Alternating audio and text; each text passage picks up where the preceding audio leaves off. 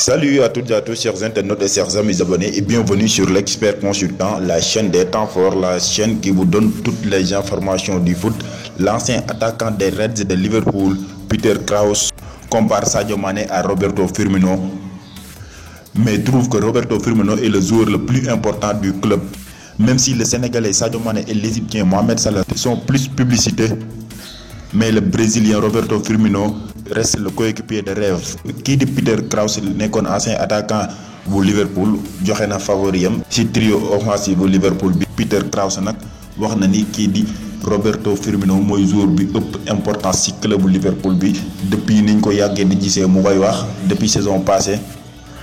Ñëwaat na ci joueur bi nga xamante ni moo ëpp importance ci équipe bu Liverpool boobule. wax na si nag ay wax yu am solo dinañ leen ko indil balaa jeexitalu vidéo bi. J'ai beaucoup de respect pour Sadio Mané, déclare Peter Crouch, l'ancien joueur et attaquant des Reds de Liverpool, le maillot fort ou le joueur le plus important de l'attaque de Liverpool, dirigé par Jürgen Klopp, n'est ni Mohamed Salah ni Sadio Mané, mais plutôt Roberto Firmino. Même s'il n'est pas souvent publicité, il reste le maillot fort de l'attaque, selon l'ancien attaquant des Reds. Pour Peter Crouch, le Brésilien joue très bien son rôle. Il pense que Firmino est le coéquipier de rêve.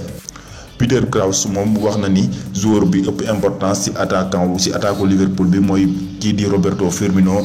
Nee na brésilien bi moo ngi nekk attaquant de rêve, maanaam farandoo bi nga xamante ni joueur yi yëpp bëgg nañ koo am.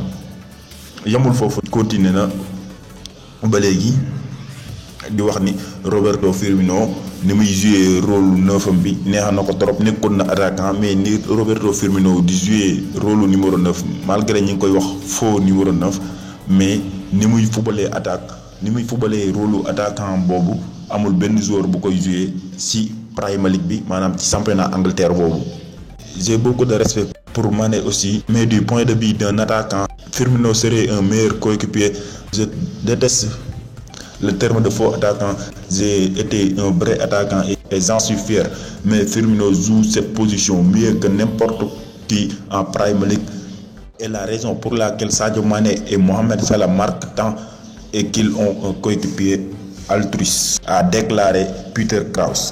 L'ancien attaquant angolais ajoute: Firmino a été nommé le Ballon d'Or cette semaine et il mérite d'être dans cette catégorie.